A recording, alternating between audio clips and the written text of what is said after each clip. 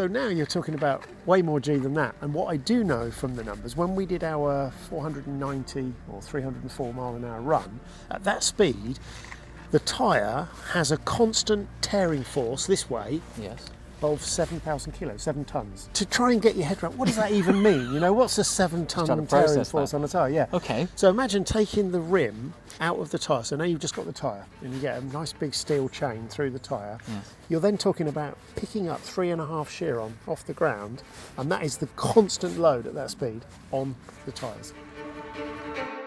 Special days should start at special locations. Across this week-long road trip, Tablet Hotels and the Michelin Guide have unlocked access to some hidden gems like the Grand Hotel du Lac on the shores of Lake Leman.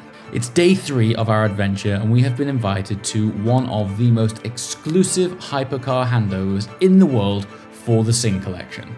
Hold on to your seats, you've never seen a handover like this one.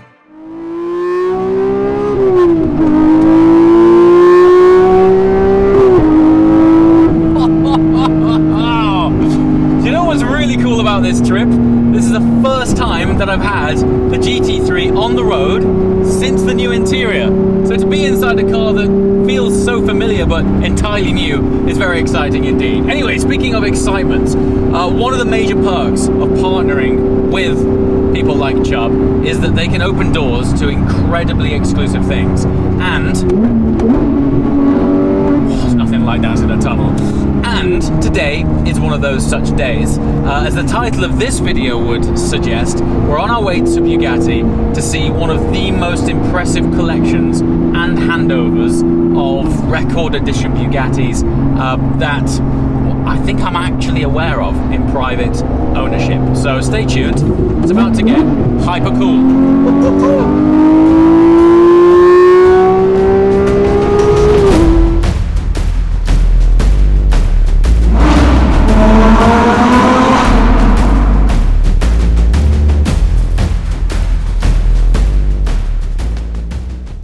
Pretty cool. Look at this. It's really funny because the gates for the entrance to the Bugatti Chateau are pretty unassuming. I mean, they are the original gates.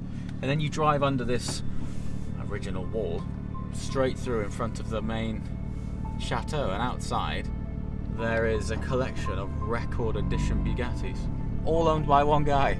He's also brought down his Devo. I think there is a Daytona SP3 here as well. Yes, there you go. SP3 and a Monza. We're here for the Sing Collection to share with you a truly historic moment of privately owned Bugattis gathered outside the Bugatti Chateau for a celebratory handover of not one, but all 3 World Record Edition cars, with some special Ferraris thrown in for good measure.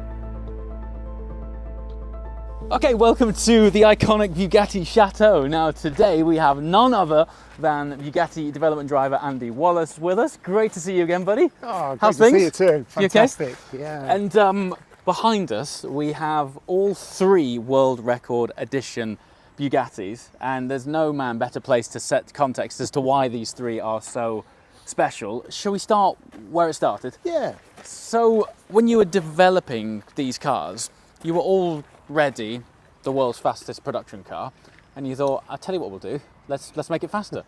So how does that journey start? Yeah, I mean, obviously when you want to do a speed record, one of the things you want to reduce is the drag. Okay. So when they came out with the Super Sport, well, first of all, it had another 200 horsepower, less drag. In fact, Pierre-Henri Raffinel drove this to the world speed record at that point, which was 431 kilometers an hour, which is swear fast. Yeah, I think it's 268 miles an hour. It's seriously fast. And you can see it's got the knacker ducts on the top, and yes, it's very, very slippery. What were the challenges of adding, because creating 200 horsepower in the realms of mere mortals is usually an acceptable program. To extract another 200 horsepower out of a car with such huge horsepower already, were there any challenges in terms of cooling or induction or anything like that? Well, of course, if you create more power, you're going to create more heat. I mean, the engine itself, to be honest, is pretty bulletproof. Yes. I think you could keep on turning it up, but eventually, of course, you can't put the power down. And one of the things that's unique to all of these Bugattis is that actually all the power that you've got, all these crazy numbers, you can put it down onto the road. And certainly when you talk about the Chiron Supersport with 1,600 horsepower and 1,600 newton meters, there is no wheel spin in first gear once you've got tyre temperature. What's that feel like? Well, it kind of rips your face off, doesn't it? And Right. That's what's really cool about it. Yeah, so I think, of course, the original Veyron had 1,001 horsepower. Then we went to 1,200 with this. It was probably, for the Veyron chassis, it was probably getting a bit close to as much as you could put down. Right. But they still did a fantastic job. And it's an incredibly drivable car, very, very slippery. Yes. And of course, it was probably the first crazy car in the end. Yeah. I mean, the Veyron was crazy, but the Supersport went to another level. Just incredible. I remember when the Veyron launched, it was like, that's it. That's peak, done. And the fact that, well, ultimately we ended up here, which we'll speak about shortly. What were some of the challenges from an aero point of view? Because what's the sort of basic formula in terms of the faster you go, the more friction? It almost J-curves, right? It's a square of the speed, so an exponential increase. And that's the load on anything that's rotating, that's the aero loads. So if you were going, let's say, 250 miles an hour, even if the car had zero lift and zero downforce on the front and the same on the back, that's actually not what's happening. What's happening is it's being sucked down with an enormous force under, and on the top it's being lifted up. So the whole car's actually trying to be torn apart. So everything you do, every single body panel, everything has to be so secure and so it's not flexing or moving or changing shape. Yes. Because you get yourself into trouble. Do you remember when Jenson Button was Formula One World Champion? He drove the Brawn. Yes. And the Brawn, straight out of the box in the beginning of the year, was very good. Yes. It had a double diffuser. Okay, interesting. So it was within the rules somehow, but nobody else had thought about it. So this is in fact a double diffuser. Now I've seen it. It is, isn't it? Yeah, and I just was walking past. I went, oh yeah, there's double Why is that the diffuser. first time I've actually noticed that? That is wild. But it's beautifully done, and of course Yes. it's very, very effective. Wow, I mean, sculpturally, it doesn't matter how many times you see photos of these things. It's not until you get up close to them. They are magnificent things, aren't they? They are. Well, when you consider that the Veyron itself was conceived, 20 years ago? Yes. Getting close to 20 years ago. And you look at the car now, it doesn't look like a 20-year-old Not at all. car. No. It's just a timeless, awesome thing, isn't it? Yeah. And that's such an art to do that. Yes.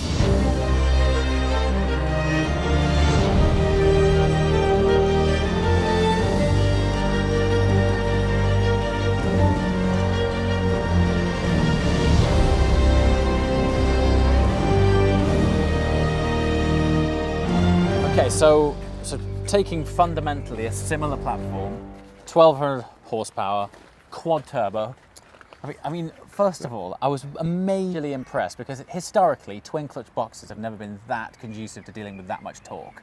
The engineering required for that gearbox must be savage. Yeah. Well, I mean, actually, this was the first double clutch gearbox on a hypercar, supercar, wasn't it? Back in the day. But you're right, it's got an enormous amount of torque. This is 1,500 newton meters and 1,200 horsepower. And the configuration of the engine. Yes. So in English we say double U. Okay. In French it's Yes. W. Okay. So in fact, what it is, it's two V8s together on a common crank. So the two V8s themselves are in a 90-degree angle. Okay. The two side V8s are only 15-degree angle. Okay, wow. So in fact, what you have 4 banks of 4, Yes. but you only have 2 cylinder heads, because the Wild. 15-degree angle is so narrow that you can do it with one You head. can still do it with one hand. Wow. Yeah. So you end up with it's not a light engine, but you end up with quite a short engine. Yeah, despite its size, it's actually a packaging masterpiece because as a unit, it's pretty huge. But actually, when you say it like that, it's quite impressive, isn't it? Yeah. And I mean, when you look at the car, when you see the engine on a plinth, Yes. you go, well, that's enormous. And then you look at the car, You where look did at they it, put it? how did you pack that Yeah. in there? Oh, exactly. Brilliant. So obviously with this car, it's sort of USP, as it were, is that you can be the world's fastest road legal human with the roof off. So Yeah. run me through this. I suppose taking the roof out of a car typically compromises its torsional strength? Were there any challenges in overcoming that? Yeah, it certainly does, but because the Veyron chassis is incredibly stiff to begin with, it was less of a problem than it would normally have been. I mean, Right. generally you have to strengthen all the bulkheads and do an enormous amount of work. So it wasn't quite that bad with this car. So in order to be a Bugatti, it has to be, you know, incredible quality. You don't, I was going to say your hair wouldn't blow, but I don't have any hair, but you know, your hair should stay in place. Right. There shouldn't be any horrible noise at 300 kilometres an hour, and that's exactly what they've achieved, which is amazing. When you take the roof off, this piece, which is hidden in the front boot there, Yes. you actually clip it on. What happens is this piece in the middle, a vortex is created on either side of that, which is counter-rotating, Right. and that cancels out the noise. So in fact, you can, I mean, you raise your voice a little bit, of course you do, you're in an Sure. open car, Yes. but you can talk at very high speed without shouting your lungs out, which is amazing. And then, because of the air intakes being pretty close to your ear, Yes. the wastegate sound It does in this sound, car is yeah, waste- just like no other. Wow. It's really incredible. What a thing. A relatively normal conversation at close to 300 is pretty wild. It is amazing, and you know, it's so good Yes. in there, and so sort of, you know, you're in an open car and you've got all the lovely sounds and everything, Yeah, that you yeah. forget how much air is actually whizzing around. So if you make the mistake of putting your hand up at gonna that break your arm. speed, well, you've got to be very quickly pull it back down again. So, Yes. you know, I learned that a couple of times in open top LMP cars. You know, if you get a problem, you normally put your hand up. Of course, but you don't yeah, do yeah. it at 300 kilometres an hour. But it feels so calm in there Yes. that you kind of don't realise how much air is whizzing past. It's incredible. Isn't that awesome?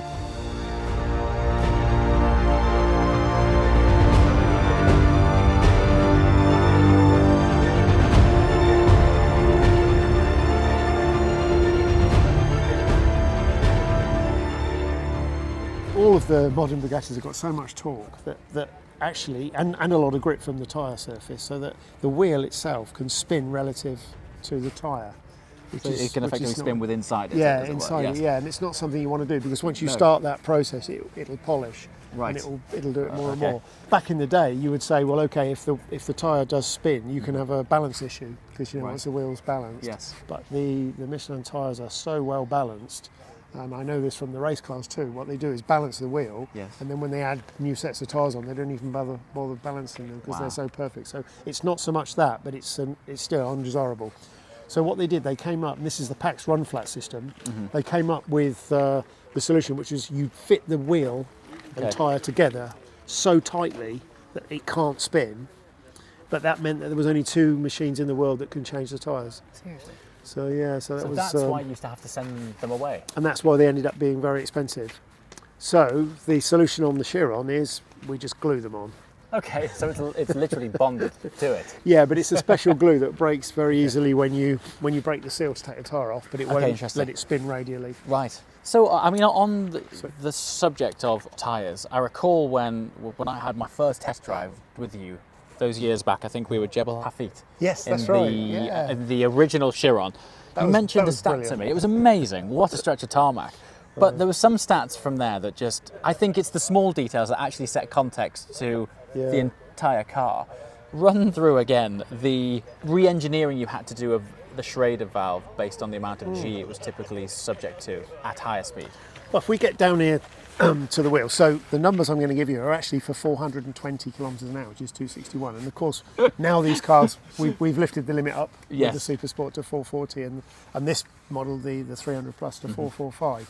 But let's go with 420. So the further away you go from the centre line of the wheel when it's rotating, Yes. the more the G increases. By the time you get to where the valve is, it's already at 420. It's already reached 3,000 G. So 3,000 G. it sounds ridiculous, doesn't it? So this 2.5 gram cap Yes. weighs 7.5 kilos at 420. So, and that's still a square of the speed. So by the time you get to 445, it's more. It's, I don't know exactly how much more. But So it's that more. thing, I mean, there's one thing annoyingly we can't convey on camera, which is weight. But believe me, 2.5 there is none grams. to that. So this thing here, which weighs absolutely 0 right now, becomes 7.5 kilograms. Yes.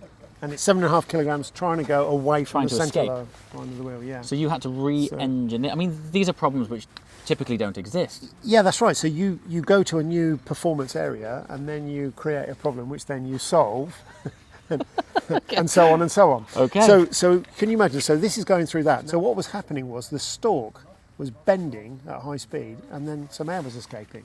Seriously? So you don't think about things like that, do No, you? not This at is all. something that's on every car, and there isn't an issue. So it's easy. It's been fixed. Crikey. It's been modified. So that solves that problem. Now on the back of there, you've got a temperature and pressure sensor, which weighs 44 grams. So that's 132 kilos at 420. This is madness. It's just crazy. things you just don't even think about. No, and it's trying to go away. So Okay. and this is at the wheel rim side. So when you get to the tyre, Yes. so now you're talking about way more G than that. And what I do know from the numbers, when we did our 490 or 304 mile an hour run, at that speed, the tyre has a constant tearing force this way Yes. of 7,000 kilos, 7 tons. To try and get your head around, what does that even mean? You know, what's a 7-ton trying to tearing process force that. on a tyre? Yeah. Okay. So imagine taking the rim out of the tyre. So now you've just got the tyre and you get a nice big steel chain through the tyre. Yes. You're then talking about picking up 3.5 shear off the ground, and that is the constant load at that speed on the tyres. Crazy, right? Mate, I love this stuff. It's Me too. It just, I think that it's those engineering stories of such extremes which I think underpins just why these things are so special.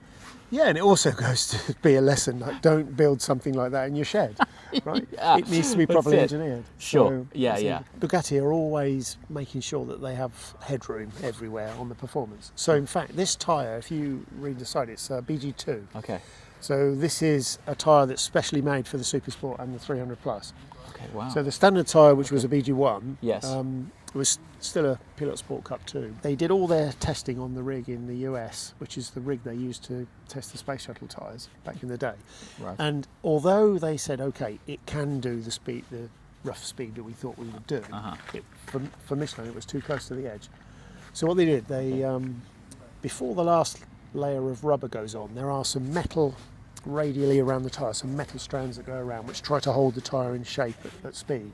Okay. They replaced that with a stronger but no heavier material Wow. before the last layer of rubber went on. So Phenomenal. now this is the homologated tyre for the Super Sport, and that's what we had available for the high-speed run. That is a niche tyre. So isn't it? it's wow. it's an incredible Okay. tyre. So that's just one area of it. So and that's probably the first area that you think about when you're trying to do a high-speed run. But the second one, probably less obvious, is, well, the car's got to stay on the ground. So, which is not as easy as it sounds. So, just generally, when a wheel is spinning in the wheel arch, some pressure is created together with the air that's going under the car at the front, and you do get a pack-up of pressure in the wheel arch, Sure. which if you don't release that pressure, it finds its way under the car. And of course, Okay. you're trying to create a low pressure under the car to hold it down. So what you need to do is you need to vent the wheel arch. So at the top, we've got this lovely throwback from the EB110. Yes, stunning thing. And although that looks like it doesn't go through, it does. The air's coming up under there. Right. You're also venting at the back, pulling it out, and then down at the almost at ground level, you're venting there. So you're trying to get rid of all this air that's out the front So this is air extraction to reduce lift. to reduce lift. Exactly. Wow. Yeah. Yeah, I would imagine at that speed, the pressure in there would build fairly high. Yeah, it Yeah. certainly can do, and it's not helping you at all. We've also got a slightly bigger area here, a splitter Okay. area, I would say. So Just to help the nose yeah. tip down a notch. adjusting because the aero balance is incredibly important, and of course at the back it's very easy. You can just change the wing angle. Yes. So then, in talking of the back, if we go round to the back, this has now got 1,600 horsepower instead of the 1,500 of the standard Chiron. Right. Still 1,600 newton meters. But by elongating the car, it's 23 centimetres longer.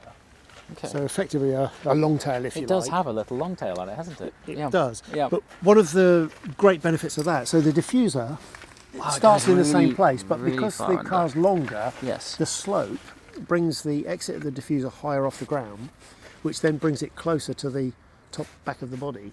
So if you reduce this dimension, you reduce the drag. Okay. So I mean, effectively, if you went back another couple of metres and it went to a point, Yes. that would be That the would ideal. a But of course, full-on it's long tail. a bit of a nightmare to park. But this is a great solution. So Yes. so you get, as you speed the air up under the car, faster air has less pressure. Right. So it's pulling the car down. So the whole thing's working, and it's very, very efficient in terms of drag if you can create that from underneath. Yes. So then on the top, the rear wing itself too is closer to the top of the diffuser. It has more of an effect of pulling the air out of the diffuser, so it's a win-win-win. When you're going at that speed, I'm sure you can't just lift off, can you? What's the sort of technique for slowing it down? I know everyone's focused on this getting to the top speed bit. Yeah. I've always been interested in what happens after that. I can answer it straightforward, but I mean, I would say if you found yourself a clear bit of autobahn and Yes. you were going along pretty fast, Yes. and perhaps there was a bend coming up in the autobahn, you wouldn't just snap the throttle shut, No, would you, no. and hump on the brakes, because you're going to get a lot of weight transfer forward, but more importantly, you're going to shift the aero balance forward, and so the back of the car will become a little bit unstable. But if you just do it gently, you can calm everything down, and it's Sure. fine. The only thing is with doing it gently, when you're doing over 300 Just miles an gonna say. hour and the banking at the other end is coming towards you, You need a lot of space. you do. How gently And can you go? so eventually there's only so much gently you can do. Sure. And in fact, in my case, they said to me, look, when you get to the other end, before you approach the banking, we need to get you back down to 220 kilometres an hour. So I'm travelling at 490. And you know when you slow down on the Autobahn and you go to an exit, and Yes. you think you've slowed down quite a lot. And actually, when you try to make the turn at the end, you realise you haven't. Still going really swift. Yeah, so on the screen we had the GPS readout, and 490, yeah, it's all great. And I lifted off gently, I put the brake on, slowed it all down, then I pressed a bit harder, and I really felt like I'd reduced a lot of speed. I'm almost at the banking, and I look at the display, and it says 362. Serious. What? Wow. So then I humped on it for all I was Absolutely worth. stamped and, on it. Yeah, probably got it down to about 240 or so when I entered, and it was fine. But Phenomenal. it just goes to show. Yes. Just while we're at the back, another interesting thing. So these are 3D printed titanium exhaust tips. And if you can see the design, there is like an air channel around it. So what that enables us to do, it's difficult to make that. You can only do it with 3D printed. But you can make the carbon very, very close to the exhaust without it setting fire to the carbon. Wow. And that just gives you a bigger area for the diffuser. I love So that. I it's, love it's the sort of nuance that makes this thing. I love it. Wow. And also there is an extra set of exhausts underneath here, isn't there? Yes, which blow into the diffuser. Wow. So again- you effectively have a blown diffuser on this. Yeah, I mean, I think you need to be at very high RPM for it to be coming out faster than the road speed, but Sure. it does have an effect, and it does reduce the pressure a Wow. little bit in the diffuser. How trick is that? Brilliant.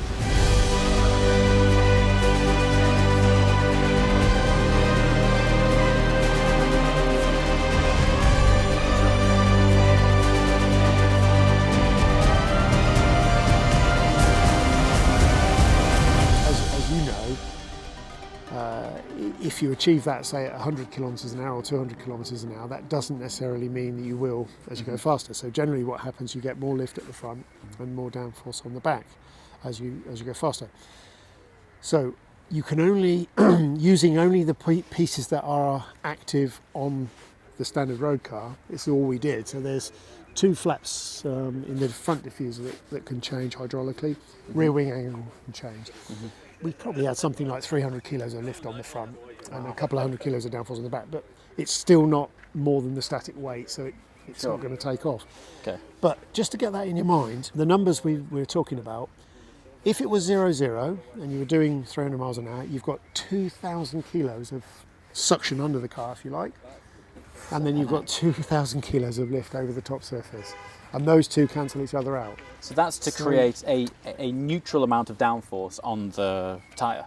Yeah, I mean, That'll that's physically what's actually happening. So even if you were measuring the loads and you Yes. said, oh look, we're really clever, we've got no downforce, we've only got the static weight, front Yes. and rear, but actually what's happening is you've got the whole car is being ripped apart. 4 tons of ripping force. In order to neutralise it. Yeah. So it's something you don't think of, because you think of zero downforce as just zero. Sure. It's running through the air. So, it's great. The more you think about it and the more you talk about all these different things, it's Engineering journey is massive, isn't it? it's amazing. It is Yeah, amazing. it is absolutely amazing. Wow. Very And, special. and things like with the air brake and stuff like that. So Yes. you're talking about, okay, car is perhaps unstable at very high speed, but the air brake does a really good job of steadying it all down. So I don't think you could get into trouble, Right. to be honest. The other thing to say is that every car that's ever been made will, if you go fast enough, take off. So it's just a case of where that speed is, and generally most cars don't have enough power to get to the point where they take off. But Sure. so eventually, let's say somebody said, okay, well, let's give it more power and we can now go 50 miles an hour faster. At that point you probably are reaching the point where it would take off, so you'd have to do another aero pack pieces. for it, effectively. Yeah, you would. I think the context of that is super important, because when you see cars like this, top line, you are they're just giving it some more horsepower, it goes faster. It's not the case, is it? No, because it creates a lot of other Yes. problems. And actually, that's a really good point. What's fantastic from my side, I'm just a driver, right? So, but it's great to work with really, really clever people who are at the top of their field. Yes. And work with them, and you can solve pretty much anything if you put your mind to it. So extreme. I just love that you've found problems which don't exist until you push things so far. Right. Yeah. No, it's a complete package, beautifully engineered, and it's what makes it such a special car. So in terms of cooling, I remember, Chiron having a lot of radiators. Have you gone more on this, less for weight? Yeah, I believe it's still 12. If you include all of the 12 radiators. all of the water radiators, oil coolers, gearbox coolers, intercoolers. Yeah, it's 12 radiators. That's some surface area, isn't it? But even to say that this thing has 12 radiators, never mind the massive engine and drivetrain in it. I mean, what this thing must look like with its skin off must be incredible.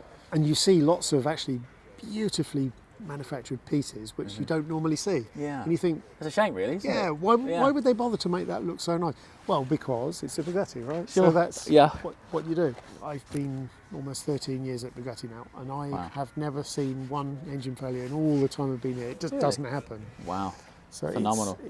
They're unburstable. Yes. One of the things that did strike me when driving one was the effortless nature of it.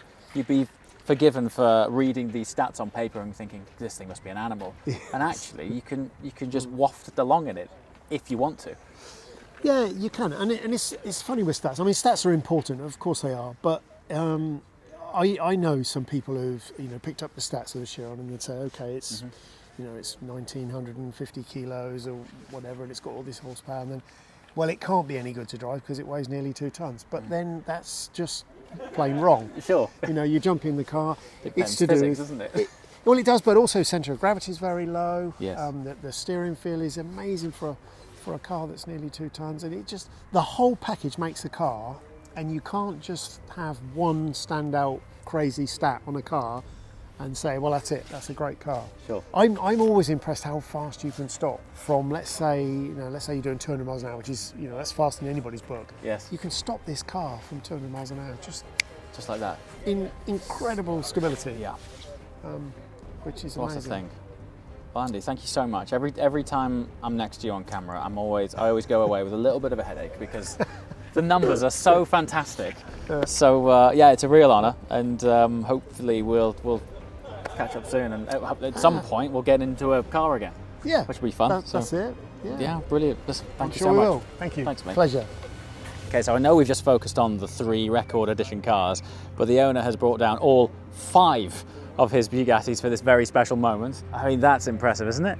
That is absolutely incredible. But really, in order to achieve that, what a journey he's been on as well. Just incredible. Also, I'm not aware of anyone else who owns all 3 record edition cars.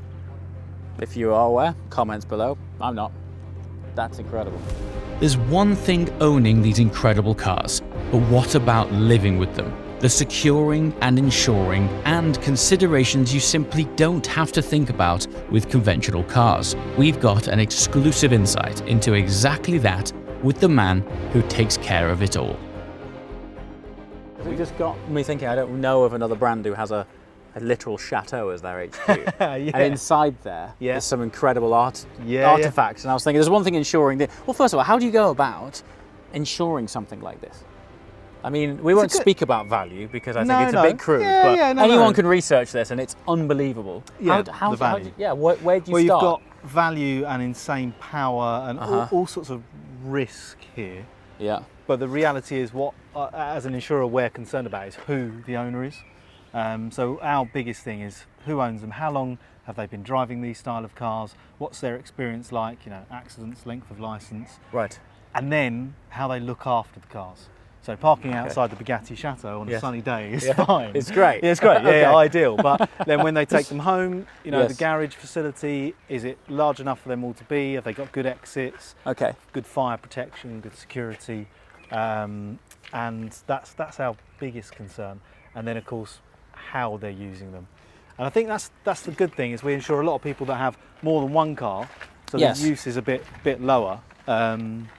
But yeah, those are the sorts of things we're concerned about: is who is it, what are they doing with them, how are they storing them. If they're yeah. stored in the right environment, I suppose it's okay to have them all under one roof, or Yeah. do you prefer a split? I mean, a split is preferable if Is it? possible, Yeah. but it's not possible Okay. for everyone to do. And actually, this client, for example, might want to have all of them in the same for aesthetics, and that's fine. would. Yeah, so would I. Yeah, no, completely. Totally. So Yeah. that's absolutely fine. There's no Okay. issue at all as long as they've got the right protections in place. Yes. And even thinking about, okay, which one's most valuable here? I'll park that closest to the exit. Get that out first. Really? If there's Okay. a fire. Yeah. Yeah, And our risk interesting. appraiser Okay. will go, chat to the client, talk them through like Sure. how best to, what else is stored in the garage, what's Yes. next to the garage. Yeah. Because Okay. it's not always at home. If it's at a facility somewhere, Yeah, sure. what's next to that facility? Those sorts of things are the questions we want to know. What's it built of, the garage itself? Okay. So you we're know. obviously, as you know, we're in the process of building our new garage Yes, now. yeah. And we'd love to get your guys in to just really, because the insurance side of it from our previous experience has been a Yep. nightmare. Yeah. And so one of the things is as well, we are putting our stuff on camera and we're saying it's here. Yeah. So, yeah. which I guess is which is probably the opposite of this sort of thing. Yeah. So how do you go about that? I mean, first of all, is that okay? It's fine. Yeah, it's absolutely fine. Otherwise, we wouldn't really. Okay, it's been grand. well, wouldn't it? Cool.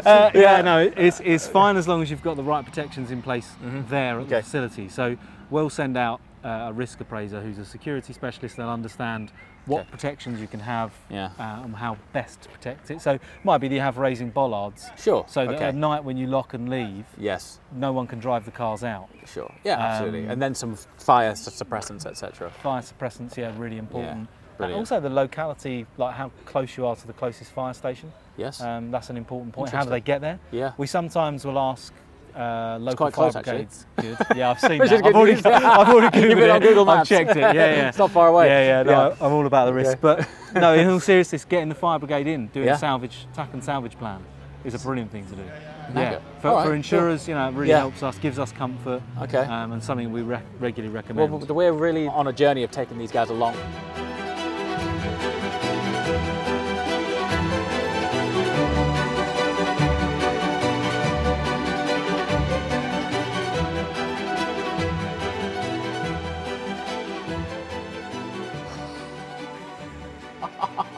That is amazing. How cool unreal is that?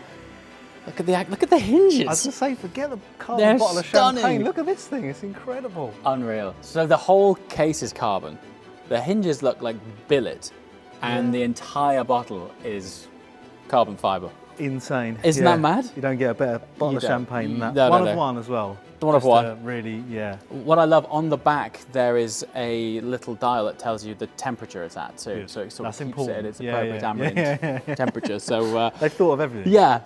So the gent who owns the car outside has also taken delivery. I never thought you'd take delivery of a champagne bottle. But No, well, I that's, never thought I'd see a carbon me fibre either. champagne No, bottle. no. This When I is- first saw the photos of this, I didn't realise the scale of it because it wasn't next to anything. I anything, thought it was yeah, like, yeah. you know, this size. a normalish bottle Yeah, of champagne. it's massive. No, Super cool. it's a proper Bugatti bottle of champagne. So I won't disclose the figure of this. I No. know the figure of this. Yep, same, Feel yeah. free to Google it if you want. Yeah. But because this is so niche, Yeah. how do you go about appraising this? Or like, Well- you know, I mean, is that classed as being kept safe because it's in a carbon cage? Absolutely, yeah, of course Yeah. it is. Yeah, no, so it would pretty much just be a standard bit of valuable Okay. articles cover for us. So Right. we'd insure the client's house and Okay. everything that's in it, and he would tell his broker that I've bought, you know, this This. or something similar. I mean, there's all sorts And of add it on. amazing things, and Yeah. add it on, and you know, send us maybe a copy of the receipt. Not that we Sure. particularly need that, but yeah, there's a way we Sure. can comfortably And insure it. similar to the garage, Yes. do you do the same thing? What's the fire suppressant like? What's Yeah, the security absolutely. like? Things Yeah. like When that? we insure someone, every house we Okay. insure, Sure. we do an appraisal. We do that as well to make sure the actual value is correct. Right. So if it were to burn to the ground, Uh-huh. which we never want, we can rebuild it. There's no questions asked. Like, it doesn't matter Okay, wow. if the sum were wrong for some reason, Yes. we'll rebuild it for you. Just sort of Wow. creating that peace of mind for clients. Yeah, and with all their valuables, they're on agreed value. Okay. Yeah. Wow. So it's yeah.